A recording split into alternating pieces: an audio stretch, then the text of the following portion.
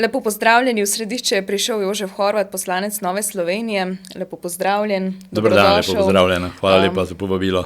Ni zakaj, kot je v navadi, se bova tikala, ne? Itak. Ja. Začniva pri referendumu o dodatku k pokojnini za posebne dosežke na področju umetnosti. V teku je kampanja, v NSI pa smo jasni, da si višje pokojnine zaslužijo vsi, ne le peščica. To na ta način, s tem posebnim zakonom za izjemne pokojnine, vlada pravzaprav spodkopava nek ustaljen pokojninski sistem in povzroča neke nove neenakosti, ki so že tako prisotne. Absolutno, to je nek prispevek k dodatni delitvi slovenske družbe, k dodatnim napetostim. In če samo pogledamo teh 47,000 ljudi, ki so šli overiti svoj podpis in zahtevali pravzaprav referendum, torej da ljudje izrazijo svojo voljo glede tega zakona, vidimo, da gre za napačno smer te vlade. Mene osebno zelo čudi, kako je celotna vlada enostavno počepnila pred levico, pred manjšo koalicijsko stranko, da ne znajo razmišljati, kakšne učinke bo pravzaprav ta zakon prinesel v slovensko družbo. Je pa tukaj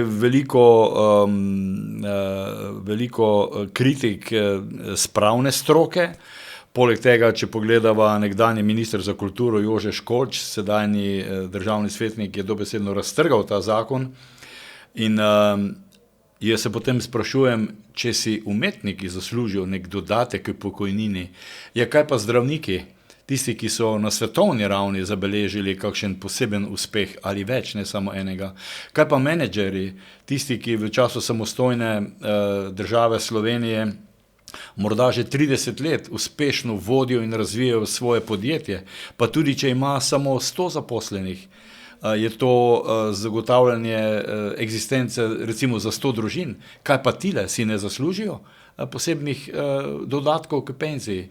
Mi v Novi Sloveniji, kot veš, zagovarjamo pridne, inovativne, podjetne ljudi in se tudi zavedamo, da denar za pokojnine ne raste na drevesu, ampak denar za pokojnine raste v podjetjih. Ja, in konec koncev si ga prislužimo z dostojnimi plačami, ne? Tudi NSI si prizadeva za to, da bi bile plače dostojne, da bi bilo čim manj minimalcev, da bi potem bile čim višje pokojnine, ne? Ta vlada se hvali zdaj s to plačno reformo, da nišče ne bo imel manj kot minimalne plače. Ja, ljubi Bog, čakaj malo, to ne more biti cilj.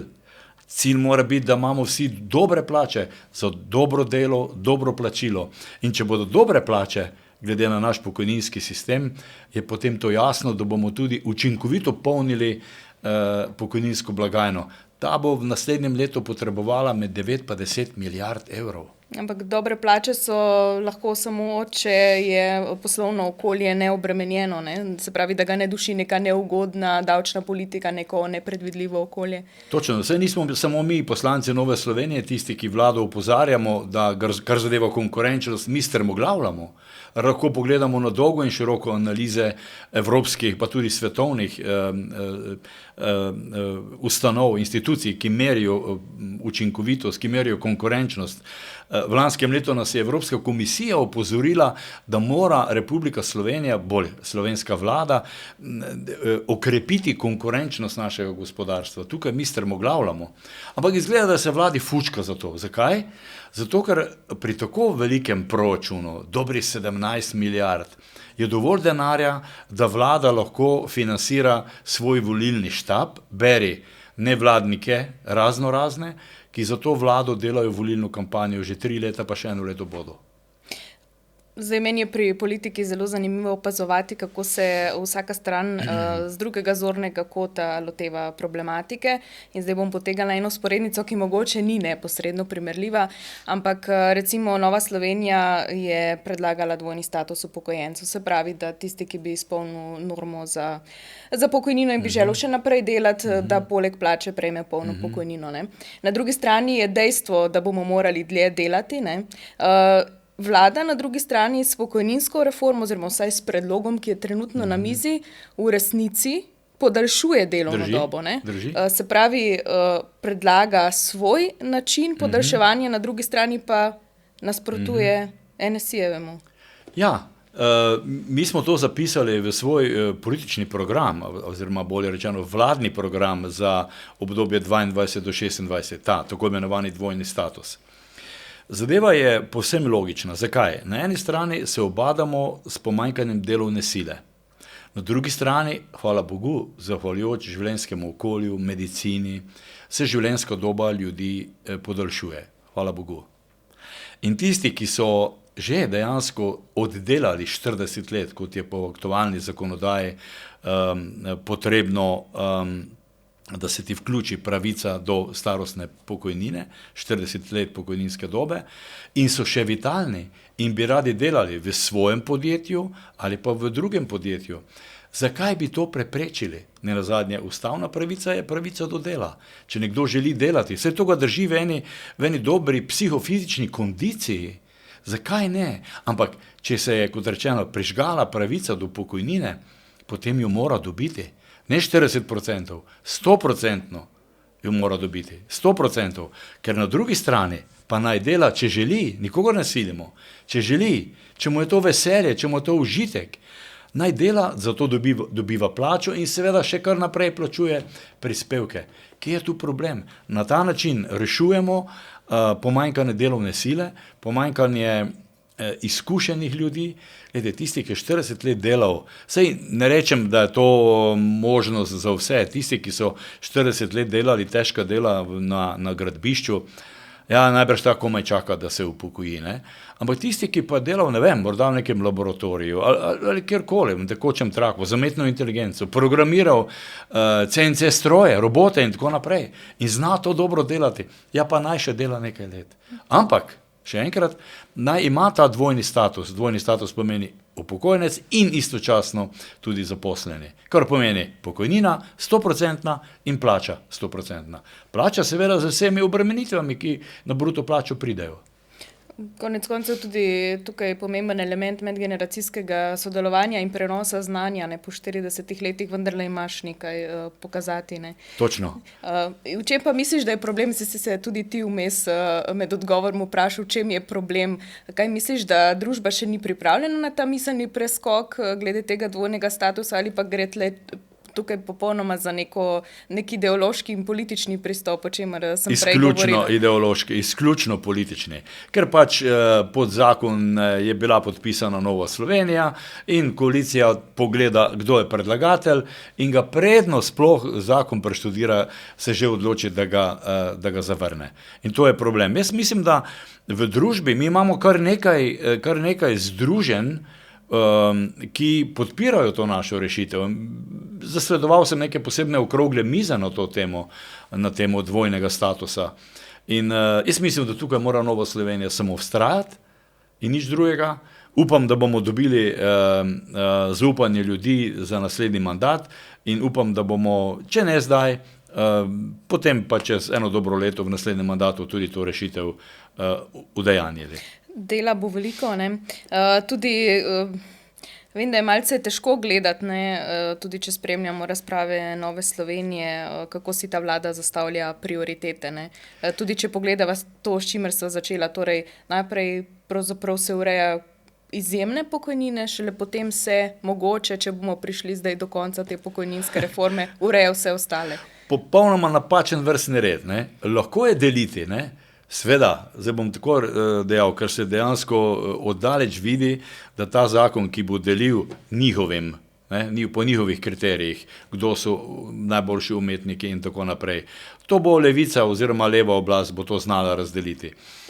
Najprej bi mi morali delovati na tem področju, kako čim več ustvariti. In spet smo pri poslovnem okolju, konkurenčnem poslovnem okolju, ki bi privabilo tudi tuje in več domačih investitorjev, ne pa da se nam zdaj poslovni subjekti selijo na Hrvaško, kjer je očitno boljše poslovno okolje.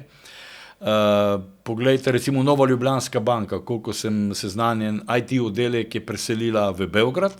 Zakaj? Zato, ker tam lahko IT strokovnjakom, ki so danes zelo iskani, dajo višje neto plače. Tudi Hrvaška se je ukoražila in uzakonila tako imenovano razvojno kapico. Pri nas ravno zaradi tega ideološkega političnega boja še nismo dovolj zreli. In to je problem.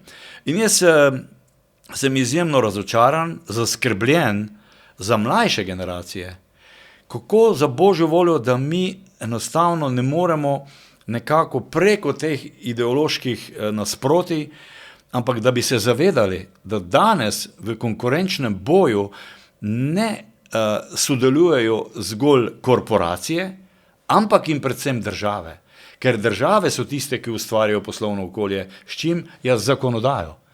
In mi dejansko posameznike, državljanke in državljane in gospodarske subjekte dušimo. Sem zračunal, da je ta vlada v teh 1000 dneh s sprejetimi zakoni sprejela za okrog 7,5 milijard dodatnih obremenitev za posameznike in za gospodarstvo za naslednjih 5 let, to je od leta 23 do leta 28. Dodatnih 7,5 milijard. Kaj imamo od tega? Koliko železniških prog? Koliko novih hiš na poplavnem območju? Kaj imamo od tega?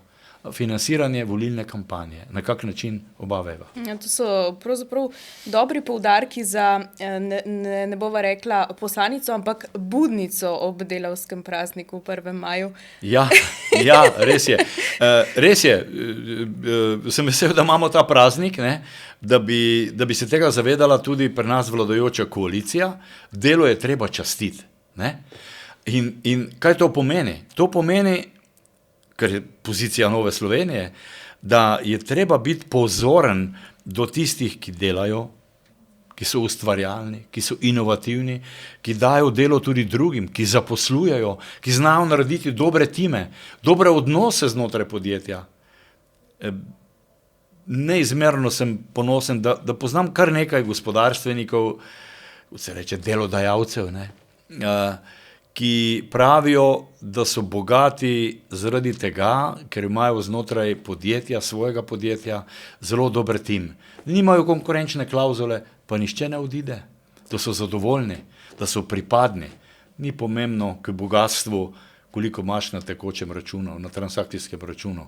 Pomembni so medčloveški odnosi. To je ključno.